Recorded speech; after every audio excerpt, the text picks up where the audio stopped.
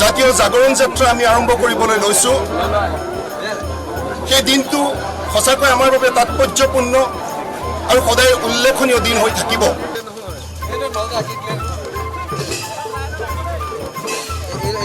আমি ইতিমধ্যে সেৱা কৰিলোঁ, তাৰ পাছত আমি ৰাইজৰ পিনে সেৱা ল'লোঁ। এতিয়া আমাৰ আহোম নিয়ম অনুসৰি আমি এটা নমস্কাৰ দিব খুজিছোঁ, যিসকলে কৰিব খোজে। আমি আহোম নিয়ম মতে আমাৰ ওপৰলৈ হাত তুলি, আপোনালোকে চাগে জানে, প্ৰস্থান কৰোঁ। আমি কৰিব লাগিব, আপোনালোকে তেনেকৈ কৰক, আমি আকৌ কাঢ়িম।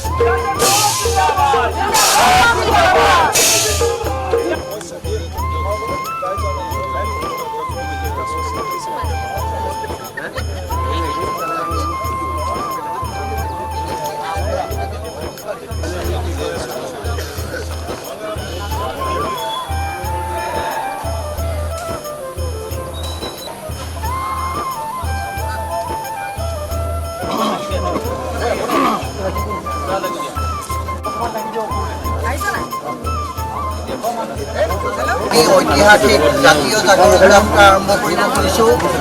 600 বছৰীয়া আহোম ৰাজত্বৰ স্বৰ্ণিম গৌৰৱৰ এক প্ৰতিচ্ছবি ৰংঘৰৰ সন্মুখৰ পৰা ঠাকুৰ ডাঙৰীয়া আৰু গোবিন্দ চেতিয়া ফুকন ডাঙৰীয়া, মই প্ৰথমতে ৰমেন বৰঠাকুৰ ডাঙৰীয়া, প্ৰথমে আমাৰ সন্মানীয় সভাপতি অখিল গগৈ ডাঙৰীয়াক এখন গামোচাৰে সম্বৰ্ধনা জ্ঞাপন কৰিলোঁ।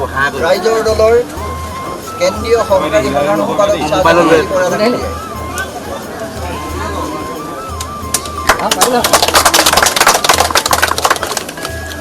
ইয়াৰ পিছতে